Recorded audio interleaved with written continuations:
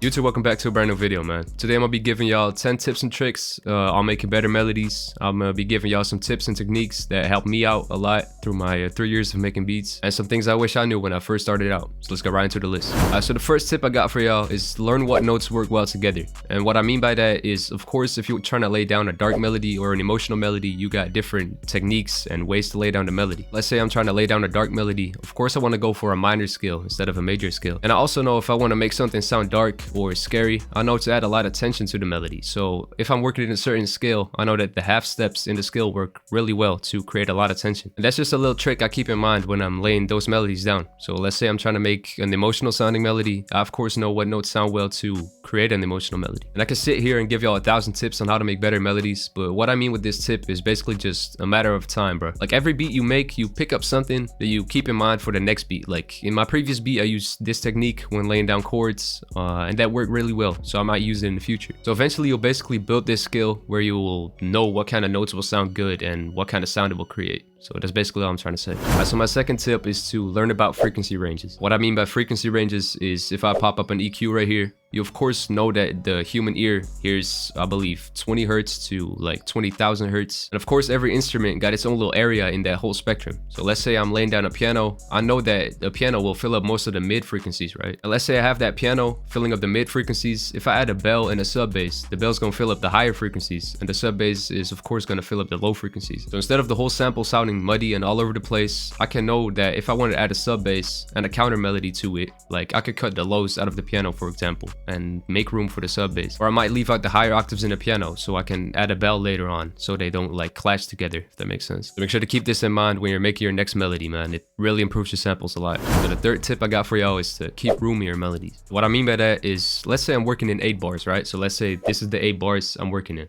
Let's say I have a melody or some sort of melody just playing throughout the whole 8 bars, and I'll have 2 other melodies also playing throughout the whole 8 bars. Like the whole sample will get kind of fucked up and get kind of muddy really quick. So what I usually do to prevent that is to cut out my melodies in a certain part of the 8 bars, for example. So let's say I got the 8 bars here. I'll add 1 melody in the first 2, then keep a 2 bar gap, and then add 2 bars again. Then I'll open up another VST and add another melody in between the empty gaps that I left in the previous melody. So I hope that makes sense. So like the example I gave before, instead of having 3 melodies layered on top of each other and just getting all over the place and all fucked up, you can leave empty gaps and stuff like that in certain melodies to really like complement each other and to basically play off of each other. So my tip number 4 is to get comfortable with using VSTs. Because just think about it, man. You can study all the music theory in the world, all the notes, all the scales, all the intervals, and whatever the f there is to it. But eventually you got to translate it into a VST, into a certain sound. So if you can't work with your VSTs and you don't know what all the knobs do and stuff like that, it's basically pointless. So for me, whenever I get a new plugin or VST, I make sure to explore the whole VST, man. Like just focus on that VST for like a week. I remember when I got Omnisphere, I spent like a couple weeks just exploring all the knobs and the functions and everything there was to it. But that's why I don't be getting 1,000 plugins a week, man. I just be getting like 1 or 2 new plugins, just exploring them, just fully stripping them out and just checking every knob, checking every preset and what it has to offer, and then move on to the next plugin. So if I'm making a certain type of beat and I think like, oh, I might want to add this,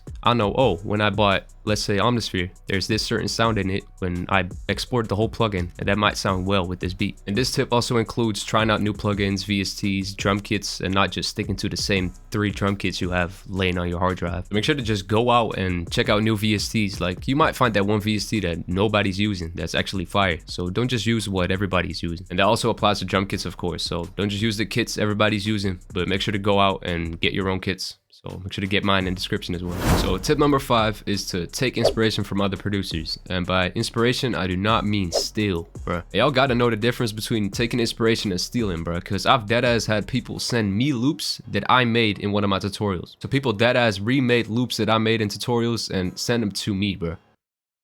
That's crazy as f. So what I'm talking about is watching tutorials, listening to popular songs, or working with other producers, and basically just taking little things out of all those things and applying them to your own music. And the best example I could give y'all is basically look at it like a sandwich. Like you might like the bread that this producer got, so you take a little piece of bread from this producer. You might like the tomatoes that motherfucker got, so you take tomatoes from this person. And that genre of music might got some fire lettuce, so you take the lettuce from that. And you basically built your own sandwich out of all those little ingredients that you find throughout your way. So once again, do not steal from producers, but take little pieces here and there and just eventually build your own sound, bro. That's how I did it too. Tip number 6 is make different Like, get out your comfort zone. Instead of making dark beats all the time, try making some emotional beats or try making some old sounding samples. So basically step out your comfort zone a little bit and just basically surround yourself with music or people that don't really make the same stuff as you. And this also applies to the previous tip. By basically surrounding yourself in a new environment, you basically take little pieces here and there and finally like add them to your own craft, right? Because I remember when I first started out and I didn't really have a sound myself, I was making raw wave beats this month and the next month I was making murder music, bro. Because eventually I noticed that I was kind of gravitating towards the same type of beats each month. So that's basically how it came together. And also when you try and make different shit, you stay motivated and stay creative. So that might be the best part of this tip. Alright, so the next tip is a little bit more technical and a little bit more advanced. That's why my 7th tip is to render out your melodies into audio clips. So like I said, it's a little bit more technical, but I've been using this technique for the last year and it really changed the way how I make samples. So let's say you open up a VST and you lay down a melody. Instead of just using the piano roll, you actually render out the melody into an audio clip. So let's say you have your melody rendered out in an audio clip. You can now reverse it or pitch it down or do whatever the f you want, but there are 1,000 more possibilities like that which you don't have if you just have a piano roll melody. Alright, so my 8th tip is to invest in a MIDI keyboard. And right now I'm not talking to the producers that just started out because you don't really need a lot to start out. So I'd say invest in a MIDI keyboard maybe like a year into producing. Because like the first year you don't really know what you're doing and you're most creative, at least for me. Because in the first year I was making beats, I did not know what I was doing. So I was basically just exploring the program, learning the software and stuff like that. But I'd say after like a year or like a year and a half, that's when you really like start noticing some kind of creative block or beat block, whatever you want to call it. So I'd say if you don't have a keyboard by then, make sure to get one because it opens up a whole new world of playing melodies instead of clicking them in. Because for me, if I'm not feeling creative, I can't be bothered to click in melodies, bro. I really can't do it. So that's why for me, if I run into a situation like that, I got a MIDI keyboard right in front of me and I could just basically play around and just go around on the keys a little bit. And eventually for me, most of the time that will spark a new idea or get me started on a new beat. And of course, if you know how to play the keys, you might already do this, but for the motherfuckers like me who don't know music theory and can't play the keys, it really helps me out a lot. So tip number 9 is not really about laying down melodies. It's more like getting inspired, if that makes sense. That's why I put listening to music on the number 9 spot. So for example, let's say you listen to modern trap a lot, you listen to Lil Baby, Lil Durk every day, every single day when you wake up till you go to bed, you might be missing out on a whole lot of inspiration you can gain from other genres and other music. So for me, I make dark beats a lot. So let's say I make 3 beats a day.